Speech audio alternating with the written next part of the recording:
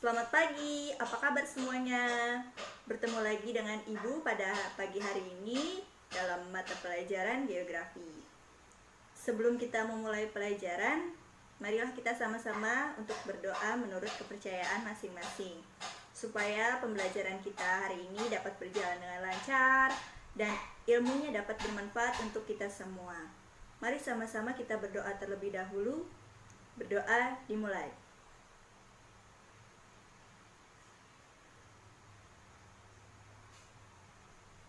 Berdoa selesai.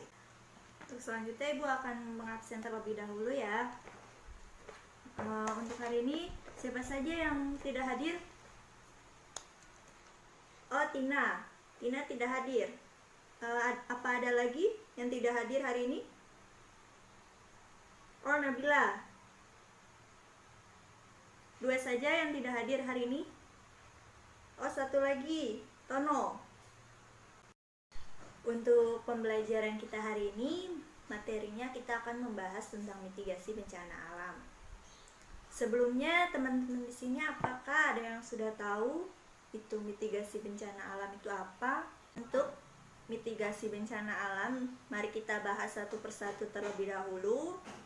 Untuk mitigasi itu sendiri, dalam Undang-Undang Nomor 24 Tahun 2007, mitigasi itu didefinisikan sebagai serangkaian upaya untuk pencegahan dan resiko dalam peningkatan fisik maupun penyadaran atau peningkatan dalam ancaman bencana, peristiwa atau serangkaian serta penghidupan orang-orang yang diakibatkan oleh faktor alam, faktor manusia, sehingga menyebabkan munculnya korban jiwa, rusaknya lingkungan, kerugian harta dan benda, serta efek psikologi. 3 tujuan utama mitigasi bencana alam itu yang pertama, mengurangi resiko bencana terhadap penduduk seperti korban jiwa, kerusakan sumber daya alam, dan kerugian ekonomi. Yang kedua, menjadi landasan perencanaan pembangunan. Lalu yang ketiga, meningkatkan kepedulian masyarakat untuk mengurangi serta menghadapi dampak dan resiko bencana sehingga masyarakat dapat hidup dengan aman. Untuk slide selanjutnya yaitu penanggulangan bencana alam. Penanggulangan bencana dilakukan pada saat sebelum terjadinya bencana, lalu sedang terjadinya bencana, dan setelah terjadinya bencana.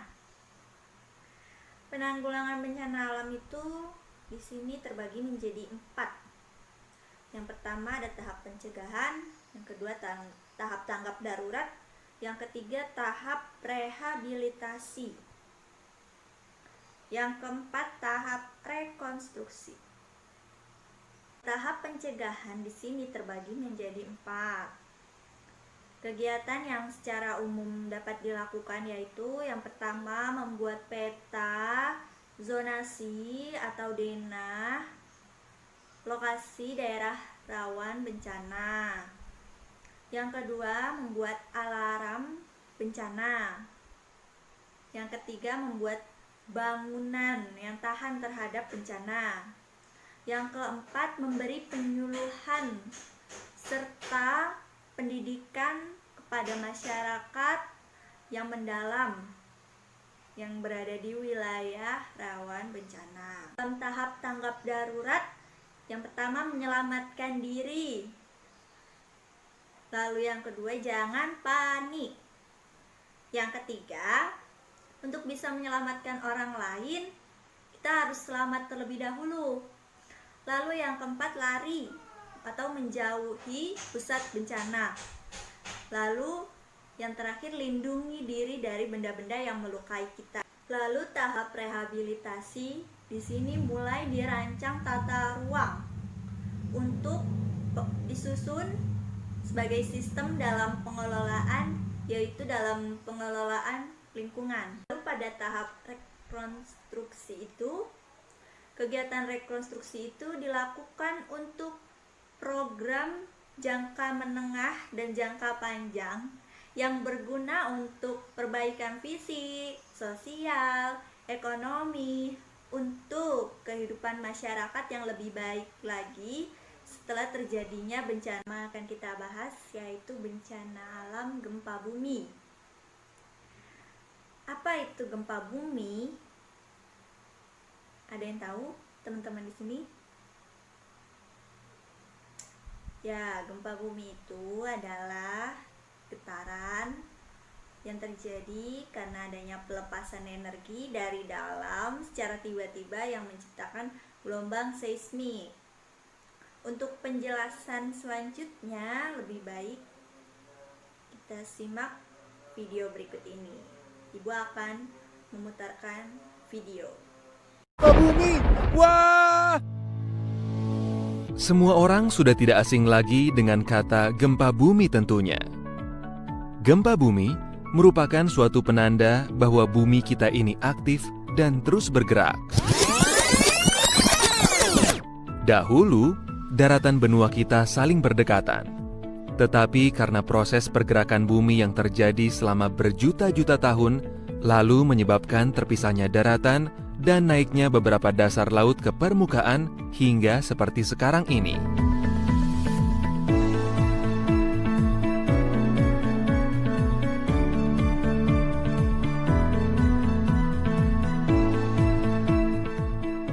Indonesia merupakan negara yang terdiri dari banyak kepulauan dan menjadi titik pertemuan 3 lempeng besar bumi, sehingga menyebabkan sering terjadinya gempa bumi. Peristiwa gempa bumi terjadi secara berkala dan berulang-ulang. Sebagai contoh, gempa bumi di Aceh terjadi pada tahun 1861, 1907, dan terakhir pada tahun 2004 yang menyebabkan tsunami dengan korban meninggal 60.386 jiwa. Peristiwa gempa bumi di Selat Sunda. Untuk mitigasi bencana gempa buminya, sebelum terjadi bencana gempa bumi, kita harus membangun rumah yang tahan gempa, mulai dari dindingnya, atapnya, bahkan lantainya pun harus yang kuat, yang kokoh ya, supaya bila terjadi bencana gempa bumi, rumahnya tidak runtuh. Itu ya teman-teman. Lalu untuk sedang terjadinya bencana gempa bumi nih, bagaimana? Segeralah selamatkan diri dan keluarga dengan keluar rumah dengan secepat mungkin, supaya diri kita tidak terkena runtuhan dari gempa bumi tersebut. Apalagi bila terkena dengan benda-benda yang dapat melukai diri kita sendiri, ya kan? Lalu untuk setelah terjadinya bencana gempa bumi, yang harus kita lakukan yaitu waspada terhadap terjadinya atau adanya dari gempa susulan, karena gempa susulan itu pasti akan terjadi, tidak mungkin tidak terjadi. Nah, jadi letusan gunung berapi itu adalah proses keluarnya magma dari ruang magma dalam perut gunung berapi yang terjadi karena aktivitas magma dan pergerakan lempeng tektonik. Upaya untuk mitigasi dari letusan gunung berapi, sebelum terjadinya letusan gunung berapi, harus membuat peta zonasi kawasan rawan bencana. Lalu, sedang terjadinya bencana letusan gunung berapi, harus melindungi diri dari abu letusan gunung api, karena abu letusan gunung api tersebut itu yang sangat membahayakan untuk kesehatan kita dan keselamatan diri kita sendiri. Lalu setelah terjadinya gunung berapi atau letusan gunung berapi, itu penanganan terhadap korban bencana letusan gunung berapi. Lalu bencana yang selanjutnya banjir. Banjir sering terjadi di Jakarta ya.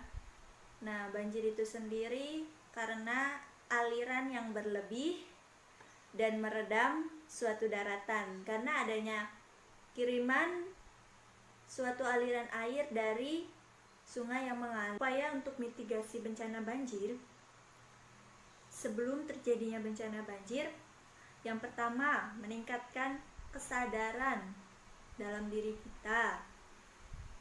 Seperti contohnya membuang sampah sembarangan. Padahal kita sendiri sudah tahu itu perilaku yang salah, tetapi masih saja dilakukan. Makanya untuk teman-teman semua, harap ayo kita semua untuk meningkatkan kesadaran untuk menjaga lingkungan kita dengan membuang sampah supaya jangan sembarangan, membuang sampah pada tempatnya supaya tidak terjadi banjir. Lalu upaya mitigasinya yang kedua sebelum terjadi bencana yaitu jangan menebang pohon sembarangan. Itu juga menyebabkan banjir. Lalu saat terjadinya bencana banjir yaitu mengungsi. Segera mengevakuasi korban yang selamat ke tempat yang lebih aman. Lalu setelah terjadinya bencana banjir apa? Yang pertama, harus adanya analisis kerusakan dan kebutuhan. Karena pasti di saat terjadi banjir, kerusakan lingkungan itu meningkat. Dan juga kebutuhan manusia itu sangat meningkat. Seperti butuhnya bahan-bahan pokok seperti makanan, pakaian. Seperti itu ya, teman-teman. Lalu melakukan kajian dari dampak bencana, adanya dampak positif dan dampak negatif dari bencana banjir. Nah, ini ada contoh peta yang sudah Ibu buat dengan menggunakan aplikasi ArcGIS. Nah, ini di sini ada peta kerawanan banjir di wilayah Banten.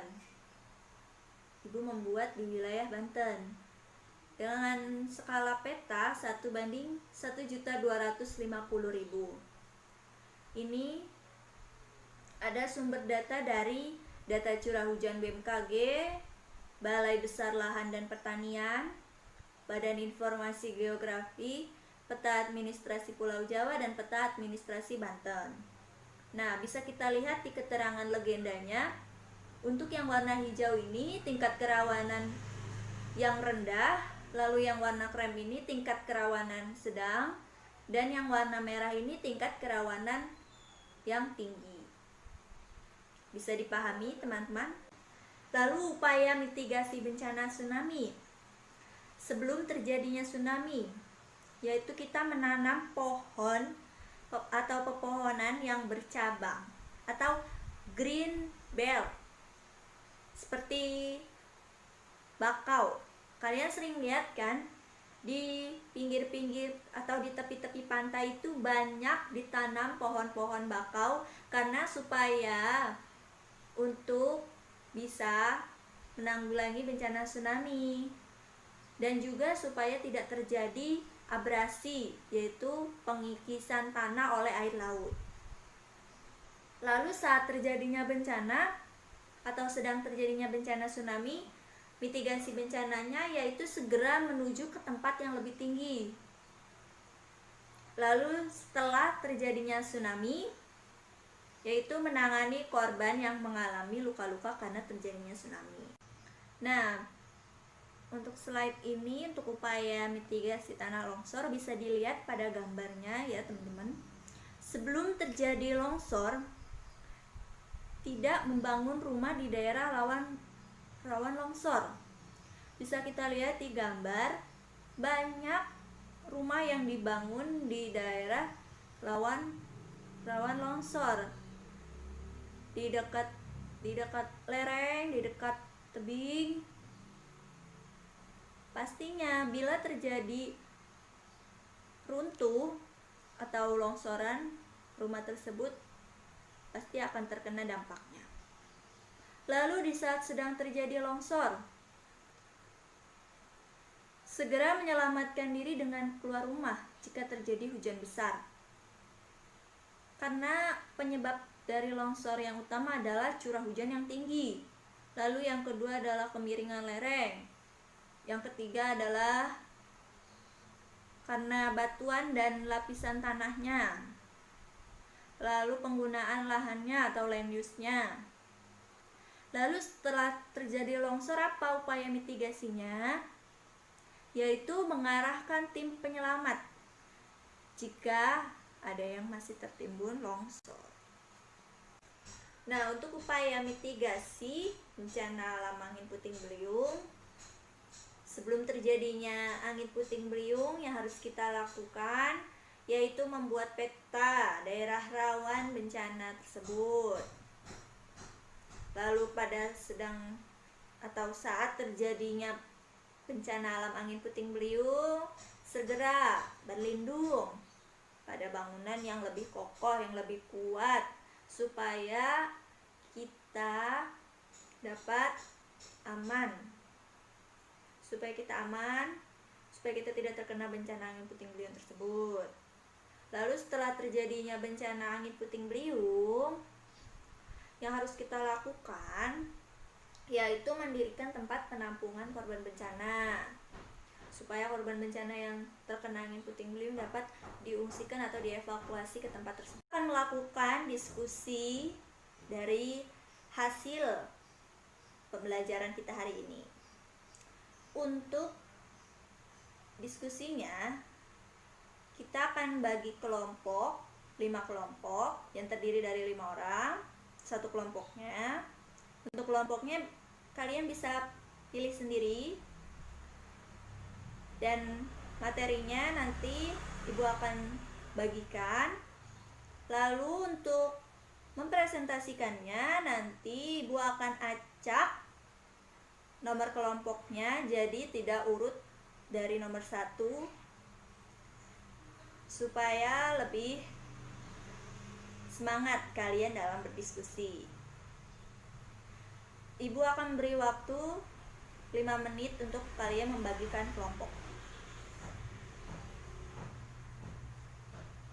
Kelompok yang pertama maju yaitu kelompok 3, banjir. Silakan untuk kelompok 3 maju untuk mempresentasikan hasil diskusinya.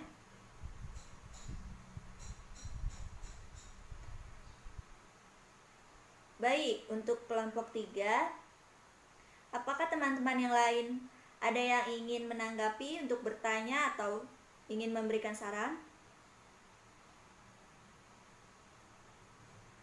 Baik, untuk kelompok 3 cukup.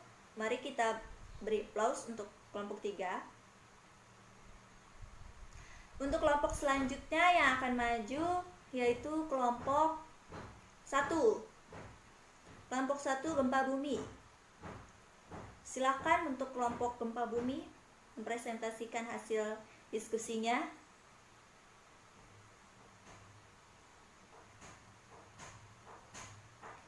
Baik, untuk kelompok 1, apakah teman-teman yang lain ada yang ingin bertanya atau menanggapi atau memberi saran?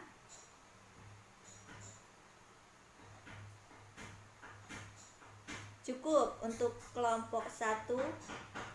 Mari kita beri aplaus untuk kelompok 1 yang telah mempresentasikan hasil diskusinya. Untuk kelompok selanjutnya yang mempresentasikan itu kelompok 5, angin puting beliung. Silakan untuk maju mempresentasikan hasil diskusinya kelompok 5.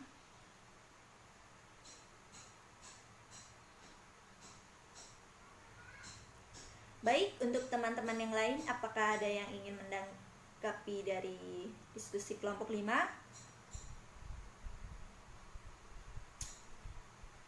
Oke, cukup untuk kelompok 5. Mari kita beri aplaus untuk kelompok 5.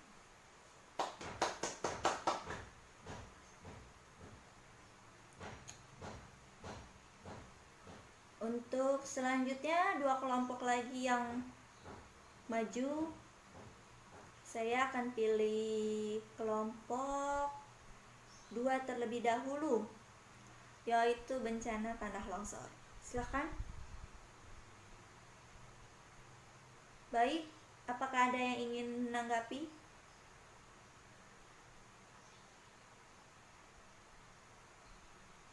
Oke. Selanjutnya untuk kelompok terakhir, kelompok 4, letusan gunung berapi. Silakan untuk mempresentasikan hasil diskusinya.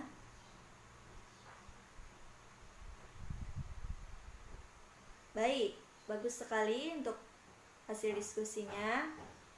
Baik, semua kelompok telah mempresentasikan hasil diskusinya.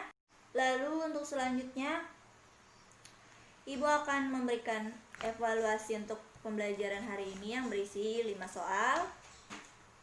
Silakan untuk ketua kelasnya membagikan soal-soalnya.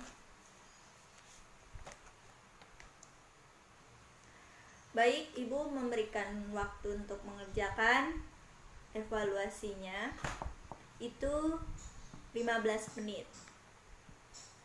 Silakan untuk kalian mengerjakan soal-soal evaluasi. Ya, waktu 15 menit telah berlalu. Mari kita kumpulkan hasil jawaban kalian. Silakan. Baik, Ibu akan mengoreksi terlebih dahulu jawaban dari kalian.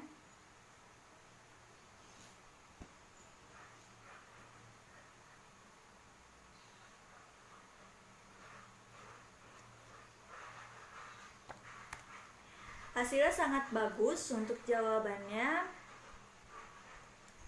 Banyak dengan menggunakan argumen-argumen dan pendapatnya. Semoga pembelajaran hari ini dapat membuat teman-teman semua semangat untuk belajar geografi terus, untuk mengasah ilmu terus, untuk mau belajar. Kesimpulan pembelajaran hari ini, yang pertama, posisi Indonesia secara geografis menyebabkan rawan terhadap bencana. Lalu, warga negara Indonesia harus dapat mengetahui tentang adanya mitigasi bencana yang harus dilakukan jika terjadinya suatu bencana atau peristiwa yang terjadi. Sekian untuk pembelajaran kita hari ini. Semoga dapat bermanfaat dan ilmunya dapat bermanfaat. Semoga ilmu yang telah kita dapatkan bisa diterapkan dalam kehidupan kita sehari-hari, bisa kita tuangkan kepada teman-teman kita yang lain. Semoga teman-teman selalu semangat untuk belajar. Mungkin cukup sekian pembelajaran kita hari ini. Terima kasih. Wassalamualaikum warahmatullahi wabarakatuh.